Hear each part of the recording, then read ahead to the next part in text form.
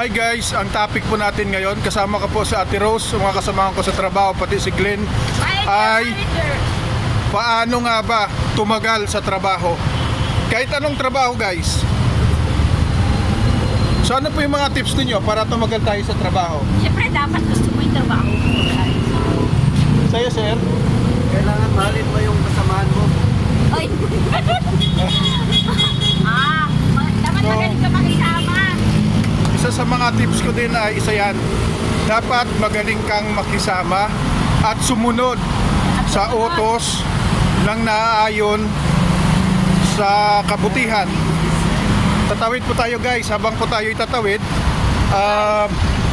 Ano pa doon maliban doon sa paano tumagal sa trabaho? Anong mga karakteristik? Siyempre dapat matyaga ka. Kailangan matyaga ka. Para sa pamilya mo, ganun. Kailangan may malasakit ka. Tama po. Dapat guys, may malasakit tayo sa ating kapwa o kasamahan po sa trabaho. Isa po yan, binibless po tayo dahil meron po tayong malasakit. Oh. Tara, let's go. Maraming salamat. Idol, thank you. Salamat sir. Opo. Oo, salamat. Ayan guys. At napakabait po ng traffic enforcer namin. Dito yung nag-assist sa amin. Anong masasabi mo sa traffic enforcer? Huwag kang maasahan. Dahil Marunong sa trabaho niya. Alam mo yung ala, sumisigaw. Kaya ako na.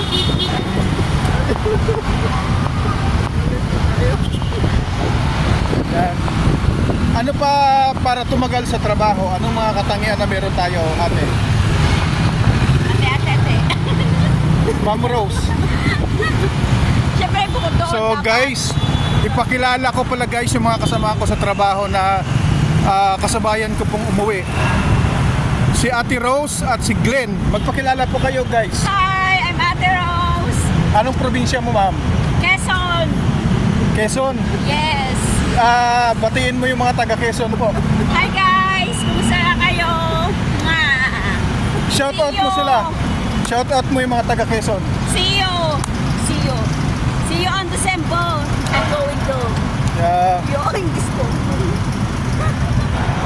Guys, isa po sa mga napagkasunduan namin ay magkakaroon po kami ng jogging sa aming detachment para maging healthy. Physical fitness po ng mga kasamahan po natin para po maging healthy po sila. Ano pong kahalagaan ng physical fitness sa trabaho, ma'am? Siyempre. Sample po sa pag-walking. Jogging. Sample sa jogging. Dalawa kayo. Ang sample guys sa jogging ito. Jogging. Huy.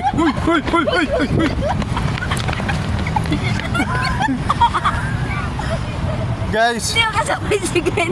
naiwan po yung isang kasama namin. Si Glenn Sistong yan.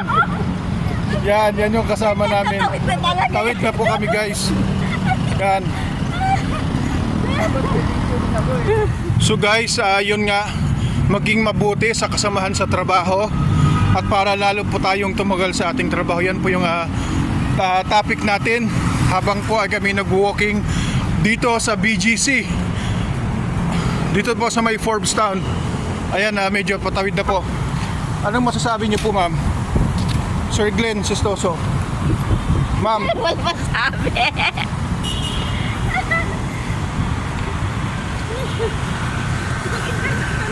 Sigurado ito kung tawa. So, Ma'am Rose, Sir Glenn, kayang-kaya niyo po ba mag-jogging? Yes, of course. Oh, sample ng jogging. Ayan, si Sir Glenn Sistoso. Mag-walking ka, ma'am. Sir Glenn, walking. Oh, Universe dapat. walking, ganyan. Na habang nagbabasketball, walking. Yeah. 3 points. Guys, sana po may napulot po kayo kahit papaano po sa aming kwentuhan tungkol po kung paano po tumagal sa trabaho. Guys, thank you for watching. God bless everyone. See you on my next vlog. Stay safe po sa lahat.